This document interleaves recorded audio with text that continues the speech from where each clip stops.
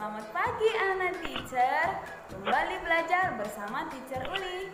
Nah, hari ini kita belajar di pena 2A, tema 2, subtema 3 pada pembelajaran 4. Nah, anak teacher, pada pembelajaran 4 kita akan membahas 3 muatan. Yang pertama, bahasa Indonesia, matematika, dan SPDP. Anak teacher, kita mulai dari bahasa Indonesia ya, yaitu menulis cerita berdasarkan pengamatan gambar. Silakan diperhatikan ya anak teacher. Tetap semangat. Halo anak teacher. Di sini kita akan membahas yaitu menuliskan cerita berdasarkan pengamatan gambar. Nah, anak teacher, coba diperhatikan gambarnya. Itu adalah permainan egrag.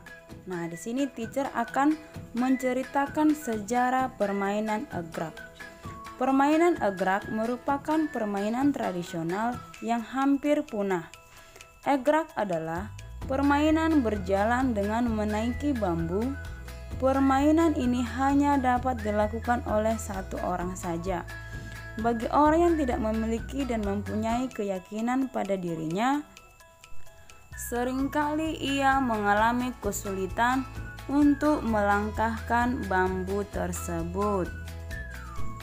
Di berbagai daerah dengan nama berbeda-beda seperti sebagian wilayah Sumatera Barat dengan nama tengkak-tengkak dari kata tengkak atau pincang.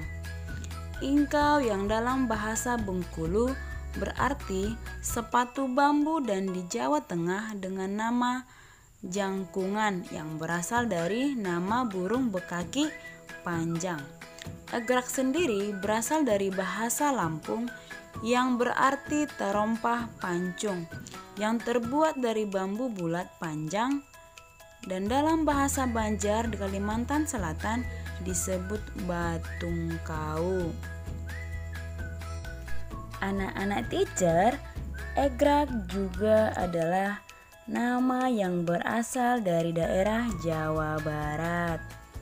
Nah, anak teacher, alat dan bahan untuk membuat egrag sendiri adalah alat yang perlu kamu persiapkan adalah golok, gergaji, tali secukupnya, bambu dengan panjang 2 meter sebanyak 1 pasang atau berupa silinder atau bambu utuh dengan diameter 10 cm, bambu sepanjang 30 cm sebanyak 1 pasang dan berdiameter 5 cm. Nah, kira-kira itulah sejarah permainan egrag. Anak teacher sendiri boleh juga mencobanya di rumah atau membuat di rumah dan untuk latihan di rumah sendiri. Nah, kita lanjut ke muatan matematika ya anak teacher. Halo anak teacher, di sini kita akan belajar menentukan hubungan perkalian dan pembagian. Nah, ternyata pembagian itu adalah kebalikan dari perkalian. Kenapa seperti itu? Nah, coba perhatikan. Saat saya memasukkan 6 bola kertas ke dalam 3 kantong plastik, maka 6 dibagi 3 sama dengan 2. Terdapat 2 pada setiap kantong plastik.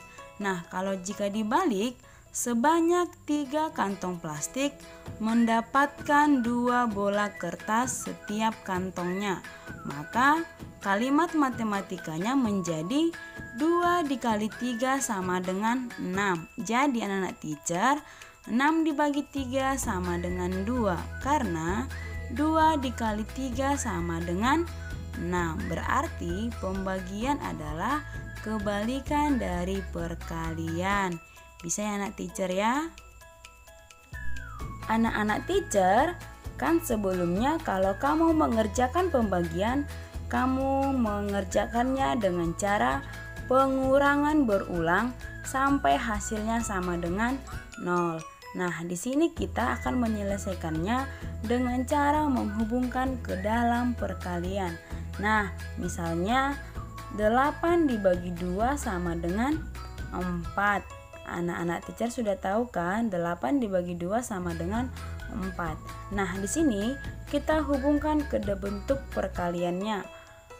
4 berapa kali berapa nanti supaya hasilnya 8. Maka 8 dibagi 2 sama dengan 4 karena 4 dikali 2 sama dengan 8. Bisa ya anak teacher? Nah, untuk soal yang nomor 2, 10 dibagi 2, pasti anak teacher sudah bisa kan? Berapa 10 dibagi 2? Maka 10 dibagi 2 sama dengan 5. Karena 5 dikali 2 sama dengan 10. Kita lanjut ya ke soal yang nomor 3. 12 dibagi 3 sama dengan 4. Karena 4 dikali 3 sama dengan 12.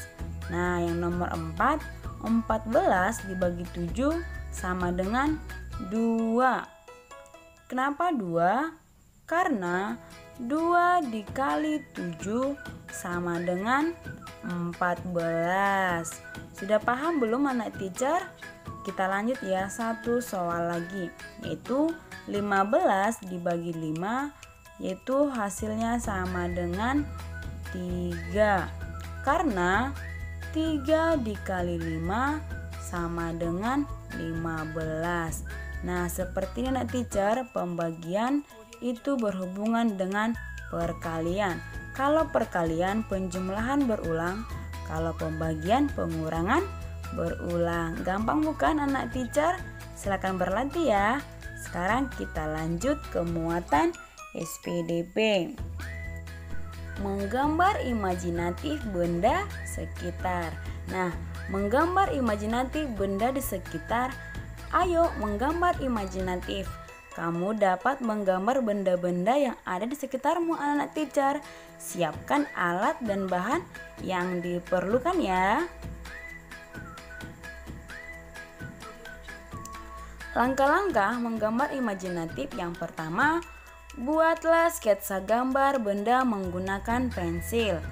Buatlah latar belakang gambarmu. Tebalkan sketsa gambarmu. Warnailah gambar menggunakan krayon atau pensil warna. Warnailah pula latar belakang gambarmu juga ya anak teacher.